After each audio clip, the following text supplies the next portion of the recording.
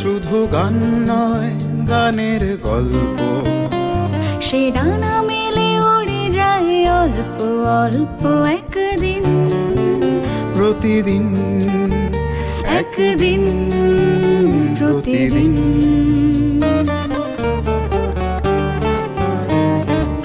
কেন সে গান গায় সে কথা অজানা, সে সরসন্ধির সন্ধিতে নিশানা। কেন সে গান গায় সে কথা অজানা, সে সরসন্ধির সন্ধিতে নিশানা। সে কাকে ডাকে কে মনে রাখে, আলো ছায়া মাখা হারানো দিন। সে শুধু গান নয়, প্রাণের স্পন্দন, যার কথামালা হয়ে ওঠে চন্দন, সুবাসে প্রতিদিন, একদিন প্রতিদিন।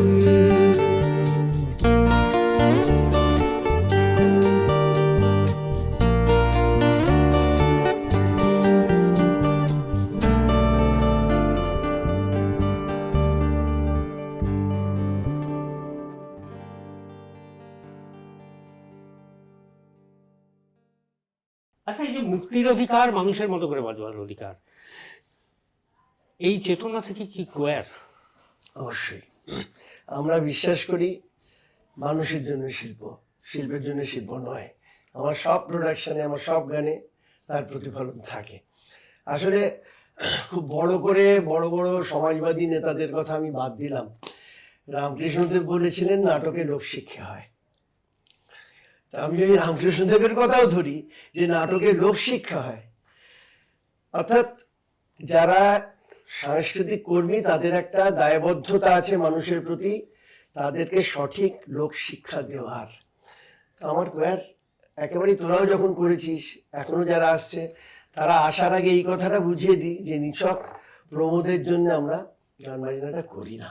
না, কোয়ার তো আমাদের কাছে কোয়ার হচ্ছে যে সর্বভারতীয় সঙ্গীতের একটা ইউনিভার্সিটির মতো, একটা কলেজের মতো, যেখানে এসে আমরা সাউথ ইন্ডিয়ান থেকে শুরু করে, গোয়ানিজ থেকে শুরু করে, গরবা থেকে শুরু করে সব রকম জানছি একটু একটু একটু একটু করে। ল্যাটিন আমেরিকান সবকিছুই আমাদের, সবকিছু শেখার, এটা ইউনিভার্সিটি প্র্যাকটিক্যালি।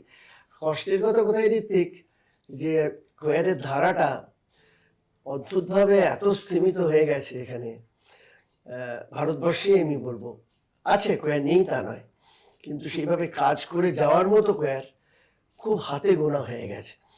যদিও এখন কিন্তু নতুন ছেলেমেয়েরা আবার এগিয়ে আসছে, এটা একটা আশার কথা। আমার 50 বছর পূর্তিতে একটা কম্পিটিশন হয়েছিল, কোয়ার কম্পিটিশন। তাতে কিন্তু প্রায় 58টা দল নাম দিয়েছিল এবং তার থেকে বেঁচে 28টা দল কিন্তু পার্টিসিপেট করেছিল।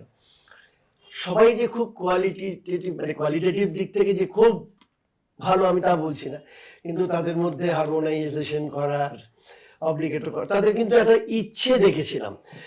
এটা থেকে একটু আশা জাগে। এটা সেই হিস্ট্রি ইটসেলফের মতো আর কি, ইতিহাস ঘুরে ঘুরে ফিরবে, বিবর্তন জয়ই হোক, ফর্মটা হয়তো অন্য হতে পারে সেখানে। আচ্ছা, কোয়ারের জন্য তৈরি একটা গান খুব ভালো লাগার কি গান? একটা তো আমার মনে পড়ছে, সেই বিশাল গান, প্রথম কোয়ারের ক্যাসেট হাতে পেলাম আমরা, যেটা আপন নাও বাইও ভাইরে। ওটা একটুখানি ওই ভেঙে করেছিল সুব্রত, ওই জামাইকা ফেয়ারওয়েলটাকে ভেঙে লেখাটা আর কি। আমি ভুলে গেছি রে ঋত্বিক, মনে পড়লো সিনে তো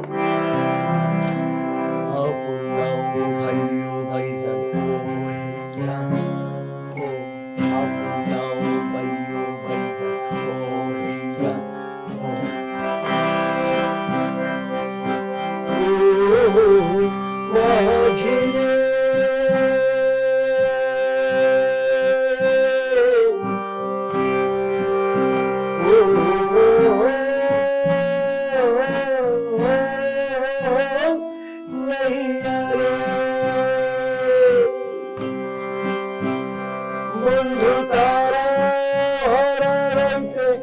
আলোর ধারে ভোরের গান শোনাই কোন পাখি, আমি উদাস নাইয়া চলি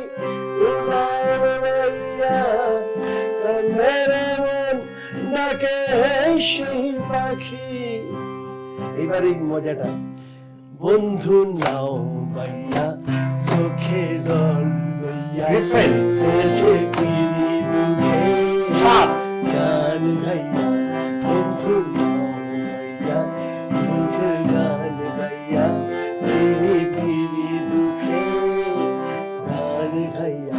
ওটা আসলে এই জামাইকা ফেরোলে যেটা sad to say on my way will be back for many a day, won't be back for many a day। ওইটাকে আমি 7 মাত্রায় ফেলে দিয়েছিলাম 8 মাত্রাটাকে। কি এক্সপেরিমেন্টাল গান হ্যাঁ, এতদিন এটা আগের, খুব- তখন- এতদিন আগের একটা বিরাট এক্সপেরিমেন্টাল গান,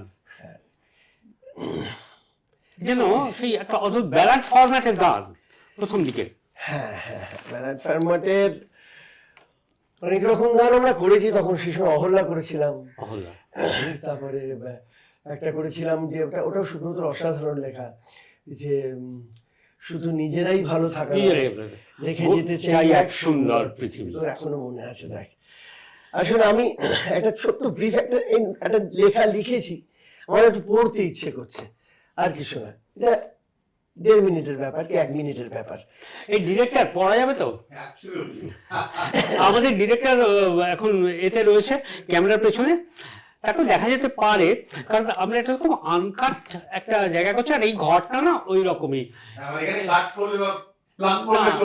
ফর্মাল করলে মানে মারও খেতে পারি আর কি, বলা যায় না। না, আমার যে কথাগুলো আমি বিশ্বাস করি সেটা বলতে আমার ঠোঁট কাঁপে না, হাত কাঁপে না। আর এতদিন অব্দি অন্তত মেরুদণ্ডটা তো বিক্রি করিনি, কাজেই আমার অসুবিধা তো খুব একটা কিছু নেই।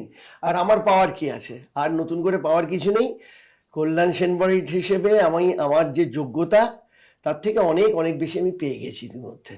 আমার এত যোগ্য আমি নই এত পাওয়ার, মানুষের ভালোবাসা পাওয়ার যোগ্যতা আমার ছিল না। যে কোনোই হোক, যে কোনো কারণে আসলে তোরা বড় হচ্ছিস, তোদের নাম হচ্ছে, ওইটা আমার পাওয়ার অঙ্ক বাড়ছে, 2 করে যোগ হচ্ছে, 3 করে যোগ হচ্ছে, এইভাবে নিজের বেড়ে ওঠা আর কি। তো এইটা আমার লিখে আমার খুব ভালো লেগেছিল। আমি ঈশ্বরের কাছে দায়বদ্ধ নই, সে তিনি থাকুন বা নাই থাকুন। আমি নতজানু হয়ে তার কাছে পাথরে মাথা ঠুকি না, সে তিনি থাকুন বা নাই থাকুন। আমি অর্থ যশের আশায় তার শরণাপন্ন হই না, সে তিনি থাকুন বা নাই থাকুন। আমি সত্তাকে বলি দিয়ে পূজার উপচার সাজাই না, সে তিনি থাকুন বা নাই থাকুন। আমি দায়বদ্ধ সবুজের কাছে, সজীবের কাছে, মুক্ত প্রাণের কাছে, যা কিছু সূর্যমুখী সত্য তার কাছে, যা ছিল, যা আছে, যা থাকবে। এটা আমার আলটিমেট নিজের জীবনের শেষের দিকে এসে এই ভাবনাটা। গান গানটি গান গানটি গানটি গান গানটি না, শেষের দিকে নয়, আমি বলবো এটাও একটা নতুন ভাবনার উদ্ভাবন, কিন্তু অনেককেই ভাবাবে।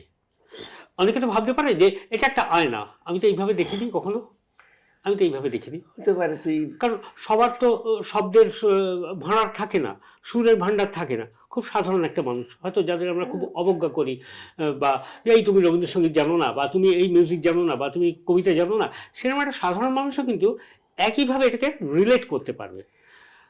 যদি কেউ পারে, একজনও পারে, আমার ভালো লাগবে। এইটাই হলো ব্যাপার।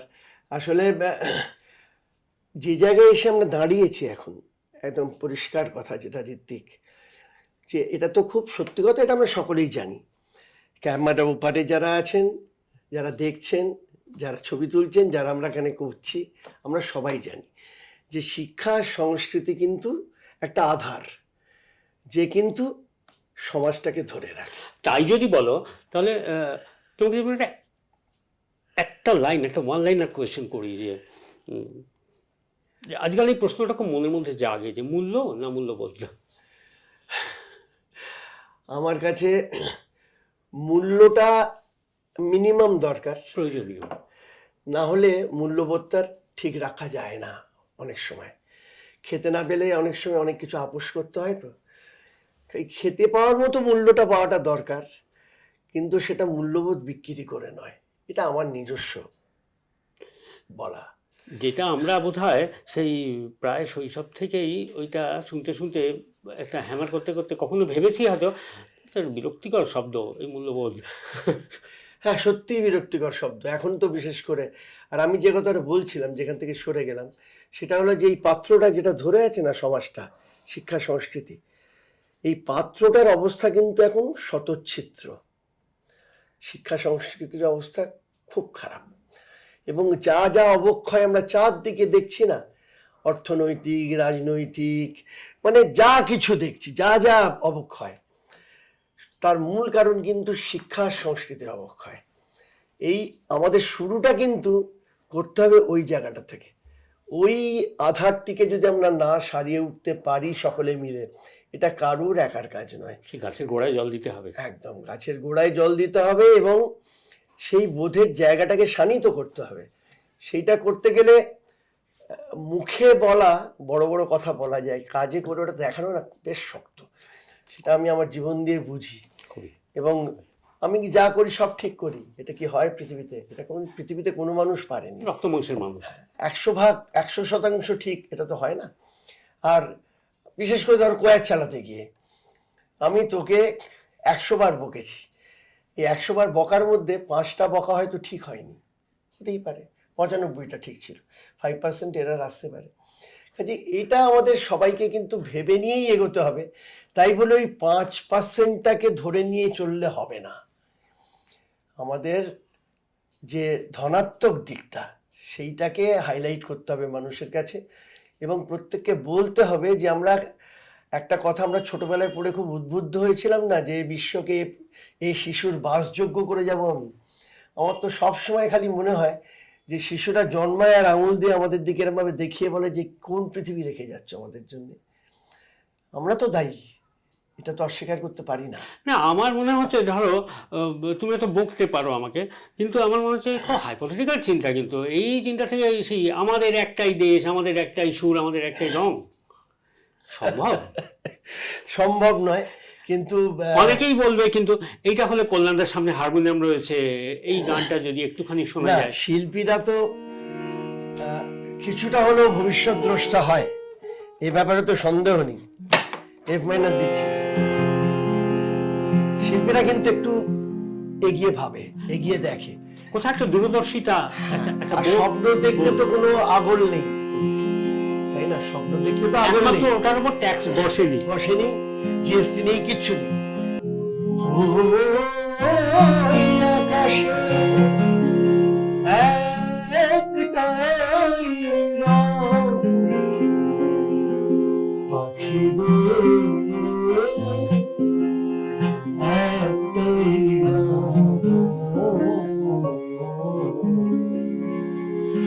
জীবনে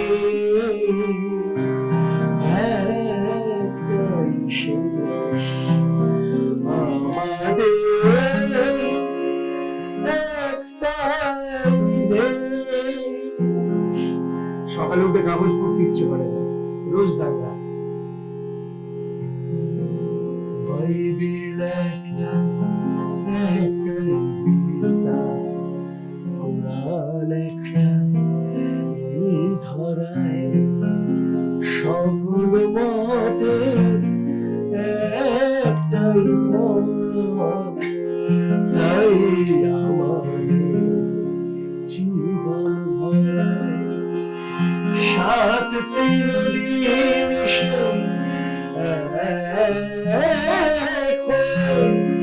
সাগরের পরিচয়, সোনালি